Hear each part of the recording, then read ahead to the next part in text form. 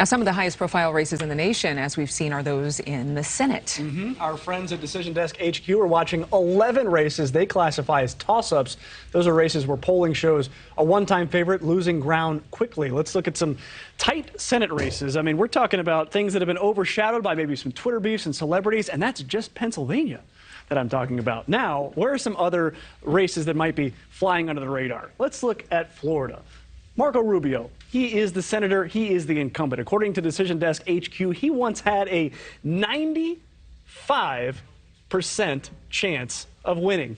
That's a lot. And his opponent is U.S. Representative Val Demings, but 3 polls done in the month of August from 3 different pollsters put that race firmly within a 3-point margin of error now. You know what that means?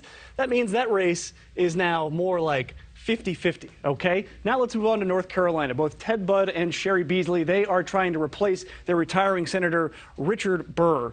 There have been 5 different internal Republican polls since May that show a dead heat between those 2 candidates, and again, Burr is the man they're trying to replace. Now, over in the House, we have another couple of races to watch.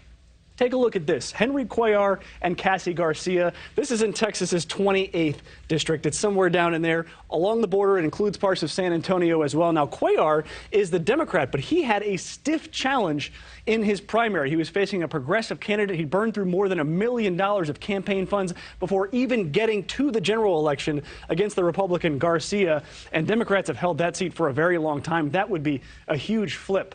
In Alaska, we have 3 candidates here. It's a 3-horse race, and this race has brought in more than $3 million in campaign funds. But guess what? 80% of all of those $3 million, it's been going to the 2 Republicans, Sarah Palin and Nick Begich. Now, Mary Peltola here, she just won the special election over these 2 thanks to ranked choice voting, so she is technically the incumbent in this one. A lot can change with 60 days to go before Election Day, but those are just a few races to keep an eye on. Yeah, and there's the Trump effect, of course, the Roe versus Wade decision, and so many factors that could play into the next couple of weeks and months. Thank you so much, Mitch. Thank you for watching. Go to newsnationnow.com to find NewsNation on your television provider. And don't forget to click the red subscribe button below to get more of NewsNation's fact-driven, unbiased coverage.